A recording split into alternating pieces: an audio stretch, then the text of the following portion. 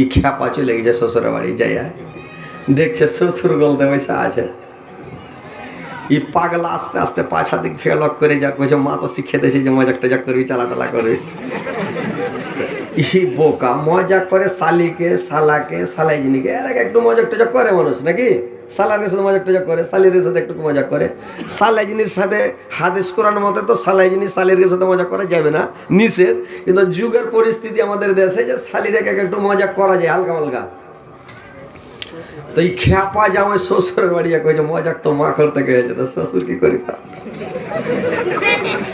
ওর শ্বশুরের দিকে মুখ করে বসে আছে, লক করে পাছার দিক থেকে আইসা শ্বশুরের চোখ ঢেকে ধরলে, শ্বশুরের চোখকে ঢেকে ধরে লেছে জুত করে চোখ। শ্বশুর কানা দেখতে পাই না। জামাই কইছে আমি কেটা বলো তো? তোর শ্বশুর বলছে যে আমার চোখ তো এমনি কেউ ঢাকে না, আমার একটা ছোট শালা আছে, মাঝে মাঝে উবেড়ে দিলে ওই শালা আমার চোখ ঢেকে ধরে। তো আর জামাই জিভা বের করে দিয়েছে, ব্যাপার খারাপ হয়ে গেল। জামাই বলছে আচ্ছা আর একবার চেক করে দেখি। বলছে না এখনো এটা হয়নি, ঠিক করে কও আমি কেটা। বলছে যতই করো আর শালা ছাড়া কেউ চোখ ঢাকে না, এই পর্যন্ত কেউ ঢাকেনি, যতই করো তুমি আমার শালা আছো, এই ধর চোখ ছেড়ে দেয় পটাম গাছ। সে ব্যাপার খারাপ। যেমন চোখ ছেড়ে দেয় শ্বশুর কাছে বাজি তুমি কেছে হ্যাঁ ভাবছি আমি আছি। খ্যাপা ছেলে বাড়ি যাও, শ্বশুর মুখে গেছে যে কত। শ্বশুরের কোনোদিন চোখ ঢেকা ধরে জি, শালারকে ধরে ওটা আলাদা। বাড়ি যাও ওই কি বাজি যা সেই গল্প শোনো তো একটা করি। তো আচ্ছা করো, কি গল্প কেন করো? একটা কথা কয়েছিল বাজি। তো কি কথা কয়েছিল কহ? কয়েছি যে তোমার বিয়ে শাদী কে হয়েছে?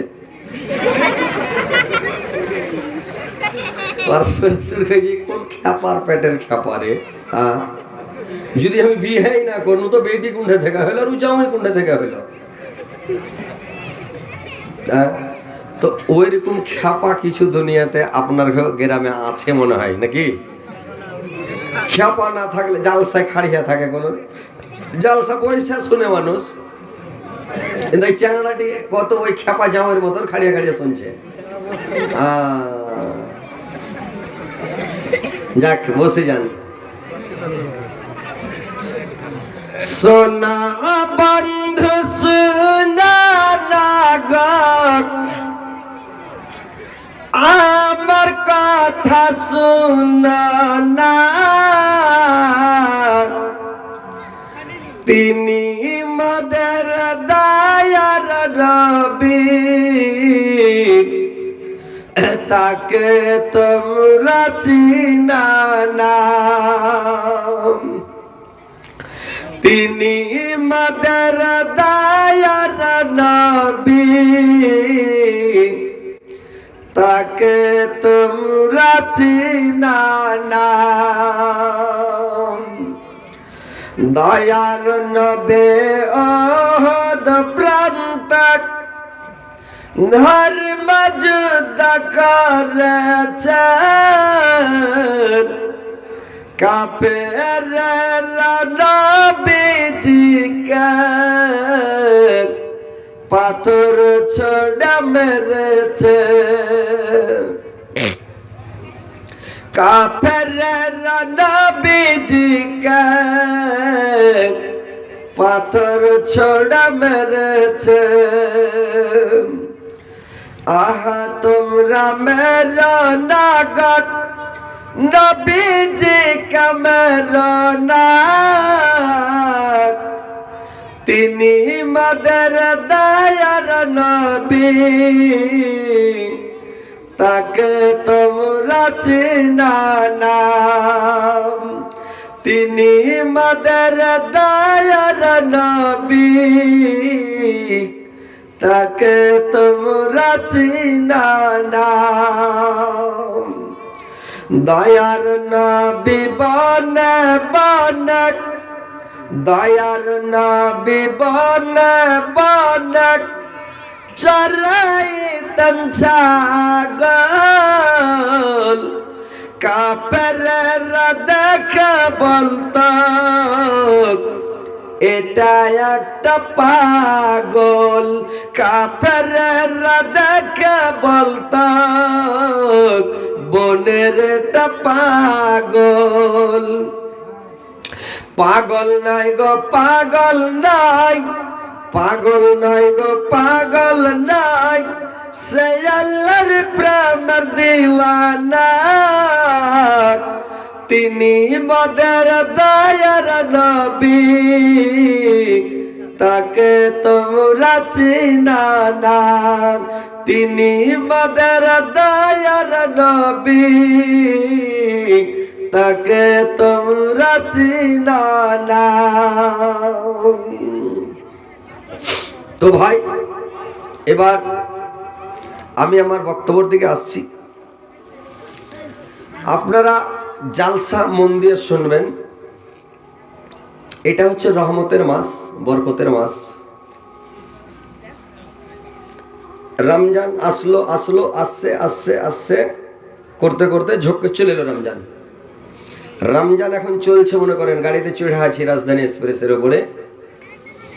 এই সানাত করে আর 2-3টে দিন, কয়টা দিনের পরে সানাত করে পাস হয়ে চলে যাবে নাকি? তো যারা ভালো মানুষ, যারা 5 ওয়াক্ত নামাজ পড়ে, রমজান মাসে রোজা রাখলো, নেকি কামিয়ে সওয়াব কামিয়ে পাহাড়ের মতন ঢেরে করে দিল।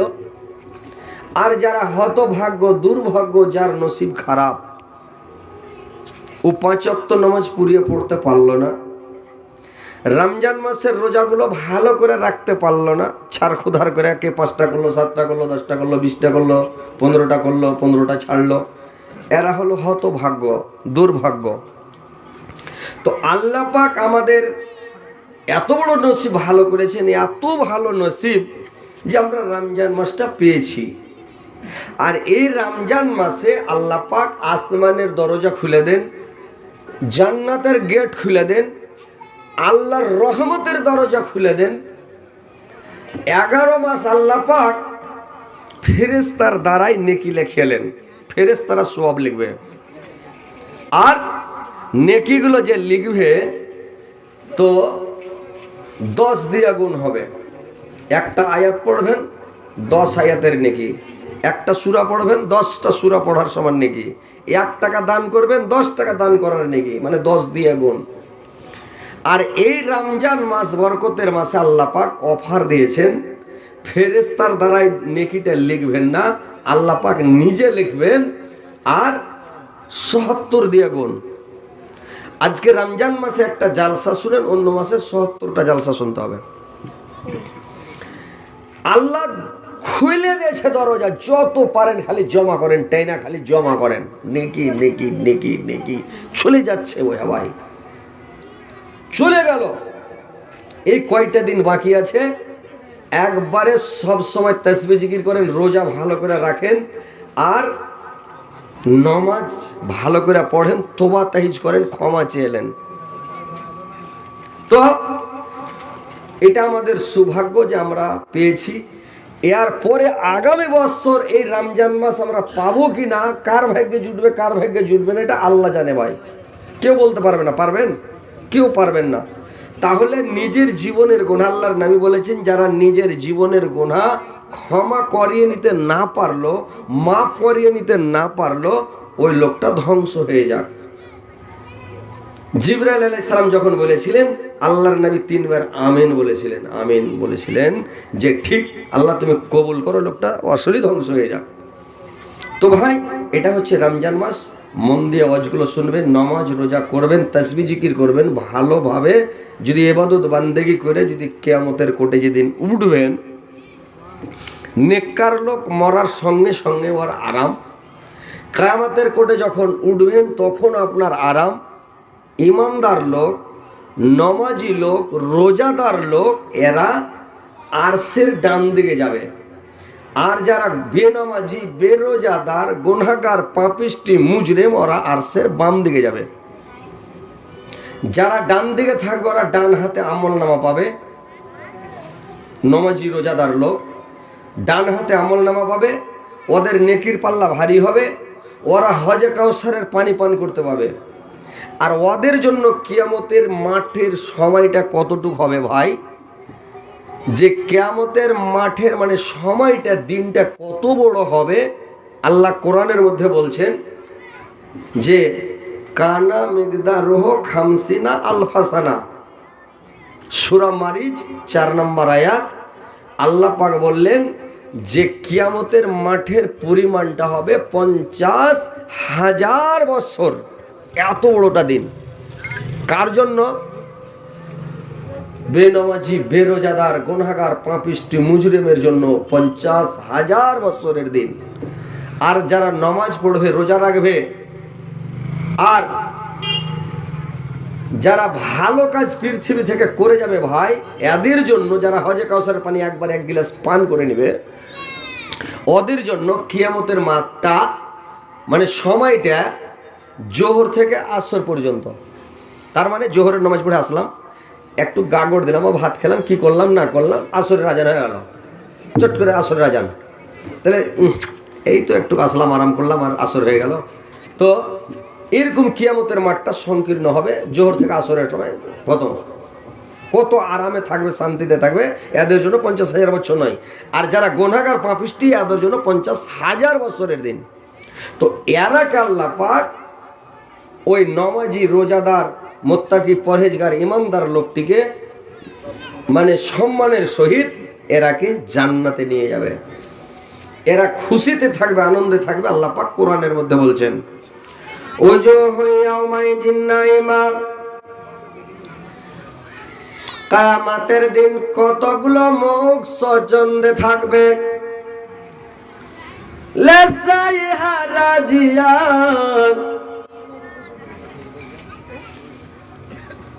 তাদের সুচেষ্টার কারণে তারা আনন্দাচিত্তে থাকবে ভাই। ফি জান্নাতিন আলিয়া, তাদের নেক আমলের কারণে তারা উঁচা বাগানের মধ্যে থাকবে রে ভাই। লা তাসমাউ ফিহা লাগিয়া, সেখানে কোনো আজে বাজে কথা শুনতে পাবে না এবং মিথ্যাও কথা না। ফিহা আইনুন জারিয়া, আর সেখানে একটা পানির ঝর্ণা প্রবাহিত থাকবে ভাই। ফিহা সুরুর মারফুআ, আর সেখানে বহু উঁচা উঁচা পালং সাজানো থাকবে। ওয়াকুয়াবুম মাওজুদা, আর সেখানে পানপাত্র সমূহ অনেক আসবাব সাজানো থাকবে। ওয়ানামারিকা মাসফুফা, আর চতুর্দিকে সারি সারি বালিশ সাজানো থাকবে রে ভাই। ওয়াজারাবিয়া মাবসুসা, আর মখমলের গদ্দি বিছানো থাকবে পালঙ্কের উপরে। এত সুন্দর জান্নাত, এত বড় জান্নাত কাকে দিবে আল্লাহ পাক? এইসব নামাজি লোক, রোজাদার লোক, যারা ইমানদার, মুত্তাকি, পরহেজগার, এই সব লোকগুলোকে আল্লাহ পাক ওই জান্নাতের মধ্যে প্রবেশ করবেন। আর যখন জান্নাতে যাবেন, জান্নাতে যে দেখেন ভাই, পৃথিবীতে কোনো মানুষের মনের মধ্যে শান্তি নাই, পৃথিবীতে কোনো মানুষের মন ভরে নাই। আল্লাহ পৃথিবীতে মানুষের মন ভরবে না, মানুষের একমাত্র মন ভরবে জান্নাতের মধ্যে। মানুষের আশা আকাঙ্ক্ষা মিটাবে আল্লাহ জান্নাতের মধ্যে। পৃথিবীতে কোনোদিন মানুষের মন ভরবে না ভাই। ভরবে? পৃথিবীতে কোনো মানুষের জি ভরেছে জি ভাই? কোনো মানুষের জি ভরে না। ওর যদি 10 তলা বিল্ডিং হয়ে যায়, বলবে আল্লাহ 50 তলা করলে ভালো হতো। 5 খানটা গাড়ি আছে, বললে আল্লাহ 10 খান হলে ভালো হতো। 100 বিঘা জমি আছে, বললে আল্লাহ 200 বিঘা হলে মনে হয় যে ভালো হতো। পৃথিবীতে মানুষের মন শান্তি হবে না আল্লাহ পাক আপনার মনটাকে শান্তি করবে ওইখানে জান্নাতের মধ্যে। ভাই, মানুষ বলে যে মমিন মরে যায়, মমিন কোনদিন মরে নাই। মমিন জেলখানা থেকে ছুটে নিজের বাড়ি যায়। এটা পৃথিবী হচ্ছে ভাই জেলখানা। আর দুনিয়া সিজনুল মুমিনে ওয়া জান্নাতুল কাফের। আমাদের মুসলমানের জন্য, মুমিনের জন্য এই পৃথিবীটা হচ্ছে জেলখানা। আমাদের জন্য জেলখানা, কাফেরদের জন্য জান্নাত। ওরা পৃথিবীতে মনে যেটাই চাইবে সেটাই করবে, আমাদের মনে যেটা চাইবে সেটা করতে পারা যাবে না ভাই। তো এটা হচ্ছে আমাদের জন্য জাহান্নাম। এই পৃথিবীতে আমাদের মনের আশা মিটবে না, আমাদের মনের আশা ওইখানে মিটবে। তো ভাই আমার এই মুসলমান মুমিনদেরকে, ইমানদারকে আল্লাহ পাক যখন জান্নাতে প্রবেশ করবেন, যখন জান্নাতের মধ্যে দিবে ভাই, জান্নাতের দিকে যখন নিয়ে যাবে নেককার লোককে, পরেজগার লোককে সঙ্গে করে ফেরেশতারা কাতারবদ্ধ করে, সারিবদ্ধ করে, দলবদ্ধ করে সব দিকে যখন জান্নাতের গেটের কাছে নিয়ে যাবে, জান্নাতের রক্ষীরা, জান্নাতের দারোয়ানেরা গেটটাকে খুলে দিবে রে ভাই। জান্নাতের গেট কত বড় হবে জানেন যে ভাই? স্বপ্নেও ভাবেননি যে কত বড় গেট হবে। আর জান্নাতের গেটটা কত বড় হবে এটাও ভাবেননি।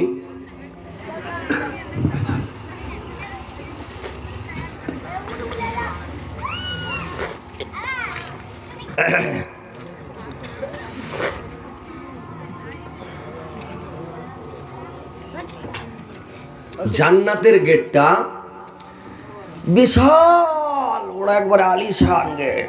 কত বড় হবে? এই পশ্চিম উত্তর কোণা, উত্তর পূর্ব কোণা, মানে এই কোণা এই কোণা, তাহলে উত্তরটা কত দূর লিয়ে আছে? উত্তরটা কত দূর লিয়ে আছে জি ভাই? যে শেষ করতে পারবেন? এই কোণা যে শেষ করতে পারবেন? এই কোণাতে যে শেষ করতে পারবেন? কোনো সাইডে যদি যেতে লাগে যেতে পারবে? জিন্দগি শেষ হয়ে যাবে, যেতে পারবে না। তাইলে এত বড়, যেরকম এই উত্তরটা যত বড়, ও অত বড় খালি জান্নাতের গেট। বিশাল, কোটি কোটি কোটির কোটি কোটি কোটি কোটি, সারাদিন কোটি কোটি করে এতগুলো লোক যদি কিছুতে জান্নাতে যে ঢুকে, তাও ভিড় ভাড়াক্কা হবে না ভাই, কোনো অসুবিধা হবে না, তো মোটামুটি ঢুকে যাবে। বুঝতে পারছেন? আল্লাহ এত বিশাল করে গেট তৈরি করেছে। ওই গেট দিয়ে যখন জান্নাতে যাবে, তো জান্নাতে যখন মানুষ যাবে ভাই, জান্নাতের গেটের কাছে যাওয়ার পরে যেমন একটা বাউন্ডারি, একটা প্রাচীর টপ বেঁকিবে, জান্নাতের দৃশ্য দেখে, জান্নাতের সিনগুলো দেখে, একটা প্রাচীরের ভিতরে দেখবে এত সুন্দর ফল ফুলের গাছ, এত সুন্দর, এত সাজানো। এরা করবে কি? বলবে এটাই মনে হয় জান্নাত। এরা জান্নাতে ঢুকে করবে কি? ওইখানে সব বসতে শুরু করবে ধাড়াধাড়, বলে যে 40 কোন চিন্তা নেই, যাক। ফেরেশতারা বলবে রে খাবো, চলো এইটা জান্নাত রায়, আর আগে চলো। যেতে যেতে যেতে যেতে যেতে যেতে আর একটা প্রাচীর টপকিবে, আর একটা বাউন্ডারি যাবে। তারপরে দেখবে এইটা বাউন্ডারির মধ্যে তো কি আছে, ইয়ার চাইতে অনেক গুণ সুন্দর, অনেক গুণ ভালো, আর অনেক সাজানো, আর কত রকমের ফল ফ্রুট আছে, এত সুন্দর, এত ভালো জায়গা। এরা মনে ভাববে যে চলে এসেছি যে মেন জায়গাতে, আর চিন্তা নাই। ফের এরা ধাড়াধাড় সব বসতে শুরু করে, বললে এখনো শেষ হয়নি, চলো আসল জায়গা, চলো এখানে বসতে হবে না, চলো আটো। তিনটা প্রাচীর টপকার পরে যখন জান্নাতের মধ্যে যাবে, সুবহানাল্লাহ, এত সুন্দর জান্নাত, এত ভালো জান্নাত, এত সুন্দর জান্নাত, সুবহানাল্লাহ। আপনারা কল্পনা করতে পারেননি, আমরা পৃথিবীর কোন মানুষ কল্পনা করতে পারেনি যে কত সুন্দর হবে, কেমন হবে। আল্লাহ এত সুন্দর করে জান্নাত তৈরি করে রেখেছে সিরিফ এই মুমিন বান্দার জন্য, রোজাদার নামাজীদের জন্য। আল্লাহ পাক মুমিন বান্দার জন্য জান্নাত তৈরি করেছে। দেখিয়া মুমিন যত বেহেশতে রহাল, মাথার সিন্দুক যেমন পাইল কাঙ্গাল। ঘর বাড়ি ইমারত হামালি মাহাল, যেমনি বেলুয়ারি ঝাড় করে ঝলমল। যেদিকে চাহিবে তাক পড়িবে নজর, বালাখানা জরির ঘর মতির ঝারল। জরির বিছানা হবে জরির লেবাস, ঠায়ে ঠায়ে খাস বাবু কত মেওয়ার গাছ। এত সুন্দর জান্নাত দেখা যে খুশি হবে রে ভাই, লোকটা খুশিতে আটখানা হয়ে যাবে। এইবার ওই জান্নাতের মধ্যে যখন যাবে, জান্নাতের মধ্যে এক একটা লোককে কত বড় কত দূর থেকে জায়গা দেওয়া হবে। যেই ওই লোকটাকে যে একটা পালং দেওয়া হবে ঘুমাবার জন্য, আরাম করার জন্য, শুয়ে থাকার জন্য, তো পালং খানটা আল্লাহ বলছেন ফিহা সুরুর মারফুআ, বহু উঁচা পালং। এত বড় পালং, এই কোণা থেকে এই কোণা পালঙ্কের যেতে 100 বছর লাগবে। এই কোণা থেকে ওই কোণা 100 বছর, ওই কোণা থেকে ওই কোণা 100 বছর, ওই কোণা থেকে এই কোণা 100 বছর। এত বড় জান্নাত মানে পালংখানা। আর ওই পালংখানার উপরে যখন মানুষ যাবে, ওই পালঙ্কের উপরে যখন মানুষ যাবে, পালংয়ের গদ্দিটা মোটা হচ্ছে 500 বছরের রাস্তা রে ভাই। গদ্দিটা সামান্য আমরা আধা বা মুঠো মোটা গদ্দি, তো এই তোষকটা মানে এর পালঙ্কের উপরে, তো এই গদ্দিতে তো চেতন পাই না যে ভাই, নাকি? আর আল্লাহ যে জান্নাতে যে গদ্দিটা দিবে, তো গদ্দিটা মোটা হলো 500 বছর। 500 বছরের রাস্তা খালি মোটা। এইবার মানুষ চড়বে, যেমন বসবে কিনা তা একবারে কক করে মাঞ্জা ঢুকে গেল, বুঝতে পারছেন? এত নরম। আল্লাহর নবী যখন বর্ণনা করছিলেন জান্নাতের কথা, কিছু লাগবে আল্লাহর নবী গাক জান্নাতের গদ্দিতে যদি মোটা হয় 500 বছর, ও অত বড় মই কুণ্ঠে পেবার কেমন করে চড়বে? 500 বছর যদি চড়তে লাগে তো কখন জান্নাতে যায় জুটবে? আল্লাহ ওরা বলছে কি এটা এরকম হয় নাকি? না, এটা হবে না। এত মোটা ফের পালঙের গদ্দি হয়, অবিশ্বাস করলো। আল্লাহ পাক বললেন, এ নবী তুমি বলে দাও, আফালা ইয়ানজুরুনা ইলাল ইবলি কায়ফা খুলিকাত, আমার সৃষ্টি জীবের প্রতি তারা লক্ষ্য করে দেখো। যাবে একটা সৃষ্টি জীব আমার, আমি মানে উটকে তৈরি করেছি। উটের ওপর যখন মানুষ চড়ে, উটের ওপরে চড়তে গেলে কি মই লাগিয়ে মানুষ চড়ে? জি ভাই বলুন তো, মই লাগিয়ে চড়ে কি? মই লাগায় উটের উপরে চড়তে গেলে? কি কেন করে চড়ে? উটটাকে বসিয়ে দেয়, উট যখন বসে যায় তখন মানুষের উপরে চড়ালে, না হলে মালজাল কিছু চাপিয়ে দেয়, তারপরে উটটাকে বলে দাঁড়া, উট দাঁড়িয়ে যায়, উঠে গেল তো একবারে চলে গেল বহুত উঁচাতে। ওইরকম জান্নাতের গেটটাকে ইশারা করবেন, জান্নাতের পালঙ্কে বসো, একবারে কক করে বসে গেল, একবারে সাইডে যাবেন, পা উঠিয়ে যেমন চড়ে খাড়ো হবেন। লিফটে যেমন মানুষ উঠে রে ভাই, লিফটে চড়েছেন কোনোদিন? লিফটে যখন মানুষ চড়ে, বুটাম টিপা দিলে 5 তলা না 7 তলা, কয় তলাতে যাবেন খালি নাম্বার টিপা দেন, চো করে লাখ লাখ টু দাঁড়িয়েছেন, ঝিমঝিম করছে, উঠতে উঠতে একেবারে উঠে গেল, ওখানে যা থেমে যাবে। ওখান থেকে আপনি বেরিয়ে যান 5 তলা 7 তলা 10 তলা চলে গেছেন। ওইরকম আপনার যখন জান্নাতের পালঙ্কে চড়ে নিবেন, একবারে চলে যাবে। আর পালঙ্কে যখন চড়ে নিলেন, পালঙ্কে যখন মানুষ বসে যাবে ভাই, কত মস্তি, কত আরাম, কত সুন্দর, সুবহানাল্লাহ। এবার যখন জান্নাতে যেয়ে বসবেন, জান্নাতে বসার সঙ্গে সঙ্গে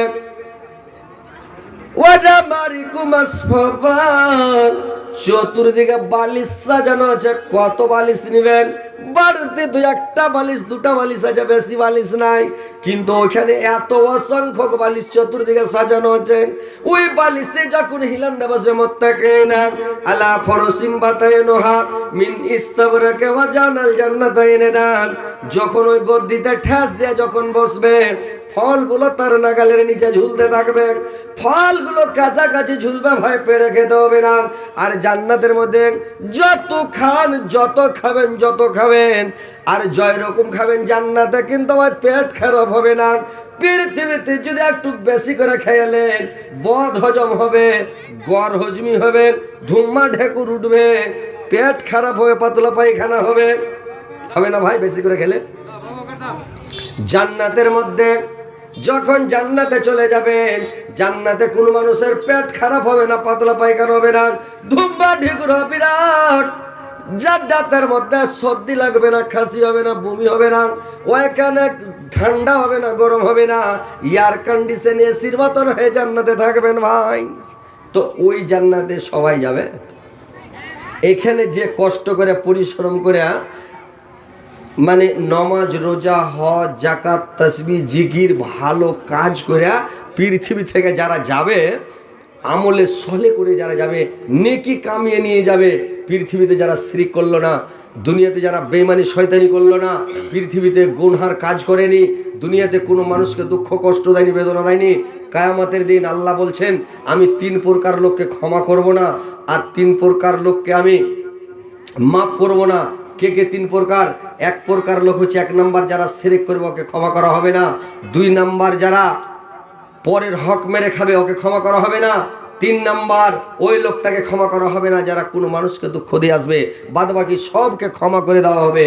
যে তোবা করে মরবে, পৃথিবীতে তোবা করে মারা যাবে, ওই লোকটাকে ক্ষমা করে দেওয়া হবে, ওই লোকটাকে জান্নাতে প্রবেশ করা হবে। আর যারা পৃথিবী থেকে তোবা করে ক্ষমা চেয়ে গেল না, ওই লোকটাকে ক্ষমা করা হবে না। তো ভাই শিরকের গুনাহ বড় গুনাহ, ওটা হচ্ছে মহাপাপ। মহাপাপ হলো 9টা। তো মহাপাপ যে 9টা, এই মহাপাপ থেকে বাঁচতে হবে, তাহলে জান্নাতে যেতে পারবেন। তো ওই জান্নাতে যখন যাবেন, জান্নাতে যখন প্রবেশ করবেন, জান্নাতে পালঙ্কে যখন ঠেস দিয়ে বসে থাকবেন, জান্নাতের চতুর্দিকে রে ভাই কলার গাছ থাকবে সারি সারি, মাথার উপরে থাকবে কুলের গাছ মানে বরের গাছ, মাথার উপরে বরের গাছ থাকবে, কাঁটাবিহীন মানে কাঁটা থাকবে না, আর বইরগুলো কুলগুলো পেকে পেকে একবারে বারে পাকা থাকবে, আর ডাকর থাকবে। যেটা ইচ্ছা খালি ইচ্ছা করার খাওয়া চলে আসবে মুখের কাছে, আর ফলটাকে খেলেন। আল্লাহ কোরআনের মধ্যে বলছেন ফি সিদরিম মাখজুদিন, কুলের গাছ থাকবে, কাঁটাবিহীন কুলের গাছ মাথার উপরে থাকবে, ওয়াতালহিম মানজুদিন, আর পালঙ্কের চতুর্দিকে মানে কলার গাছ সাজানো থাকবে, সারি সারি সারি সারি লাইন হয়ে কলার গাছ থাকবে, আর এত বড় বড় কলার কাঁচ থাকবে, কলাগুলো পেকে একবারে হলদা বিরিং হয়ে থাকবে। আপনি কোন কলা খাবেন, যত রকমের কলা খান ওইখানে পাবেন।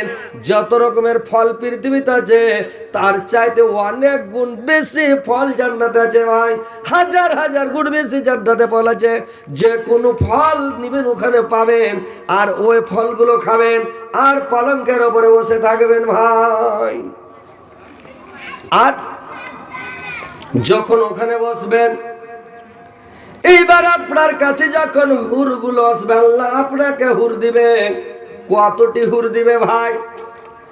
আপনাকে ৭৭টা হুর দেওয়া হবে, আর একটা হুর আপনাকে ফাও দেওয়া হবে, আর আপনাকে পৃথিবীর আপনার স্ত্রীটাকে দেওয়া হবে, দিয়া টোটাল ৭২টা হুর হবে রে ভাই। পৃথিবীতে কোনো মানুষের, এই যে বললাম না যে কোনো মানুষের মন ভরেছে, পৃথিবীতে ভরেনি। মন ভরবে জান্নাতে যায়া। পৃথিবীতে কোনো মানুষের মনে শান্তি আছে যে ভাই? কোনো মানুষের মনে শান্তি নাই। একটা স্ত্রী আছে, 2টা স্ত্রী নাই। যার স্ত্রীটা লম্বা খুবই, ওর মনের মধ্যে শান্তি নাই। বললে আল্লাহ আমার যদি একটু ব্যাখ্যা স্ত্রী হলে পরে মনটা ভরত। বলে না যে ভাই, ফুইটা কহেন না, কিন্তু মনে মনে বলছেন যে একটু ব্যাখ্যা হলে ভালো হতো। কি কোন ডং ডঙে স্ত্রী আগা দিকে হাঁটছে তো খালি ল্যাডাং বাড়াং ড্যাং ড্যাং করে হাঁটছে, খারাপ লাগছে। যার স্ত্রী ব্যাখ্যা, ওর মনে শান্তি নাই, ওর মনে বলছে আল্লাহ কোন বাউনি স্ত্রী পেলাম, আগা দিকে খালি ঘুর ঘুর করে বেড়েছে, একটু লম্বা হইলে হাঁটতো জোর করে ডং ডঙ্গে ভালো লাগতো। ওর মনের মধ্যে শান্তি নাই। আর একটা যার স্ত্রী খুবই মোটা, ওরও মনের মধ্যে শান্তি নাই ভাই। শান্তি আছে যার স্ত্রী মোটা, ওর মন বলছে আল্লাহ এত মোটা স্ত্রী, মনের মধ্যে শান্তি নাই। বলছে আল্লাহ গোটা বিছানখানা আধখানি পালং ওই গোছালিছেন, খাটের পাশি ধরে একলাই পড়ে থাকতে হয়েছে এক সাইডে। যার স্ত্রী পাতলা ওর মনের মধ্যে শান্তি নাই ভাই। ও বলছে সুবহানাল্লাহ, পাতলা স্ত্রী না মনে শান্তি নাই। তার মানে যখন রাত্রিবেলা কট ঘুরছে, কোন রকম যদি গতরে হাত পড়ে যায়, তুই এমন যে ঠাক করে লেগে উঠছে রে ভাই, মনে হচ্ছে স্টিলের বডিতে লাগলো হাত, হাতে ব্যথা হয়ে যাচ্ছে। ওই লোকটার মনে শান্তি নাই। যার স্ত্রী কালো ওর মনের মধ্যে শান্তি নাই। আল্লাহ ধলো হইলে ভালো হতো। যার স্ত্রী ধলো ওর মনের মধ্যে শান্তি নাই। ও বলছে আল্লাহ যদি একটু সামবরণ হতো, কালো হতো তো বেশি ভালো হতো। পৃথিবীতে কারুর মন শান্তি নাই। আল্লাহ জান্নাতে আপনার মনটা ভরাবে ভাই। আপনি লম্বা নিবেন না, বাইঠা নিবেন না, মিডিয়াম নিবেন, কালো নিবেন না, ধলো নিবেন না, সম্বরণ নিবেন, আপনি কোন কালারের কোন ডিজাইনের নিবেন, 72টা হুর দিবে মন ভরে যাবে রে ভাই। ৭৭টা তো হুর দিবেন। যে হুরটা আপনাকে ফাও দেওয়া হবে, ওই ফাও হুরটা সবটি হুর থেকে সুন্দর।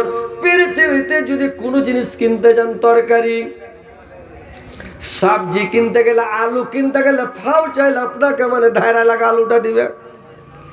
আম কিনতে গেলে কুলিপার দামটা ফাও দিবে। কলা কিনতে গেলে ছাল উঠা কলাটা দিবে, বোটা খসে গেছে ওইটা দিবে। ভালো জিনিস কিন্তু ফাও দেয় না।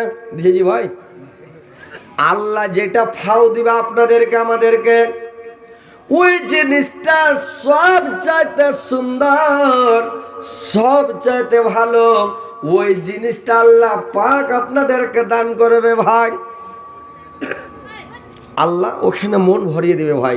পৃথিবীতে মানুষের মন ভরবে না। মানুষ বুড়া হয়ে গেছে, কিন্তু ও চাইছে যে মানে দুনিয়াতে বেঁচে থাকি। আর মানুষ বয়স লুকার ওস্তাদ, মানে বয়স খুব লুকাবে।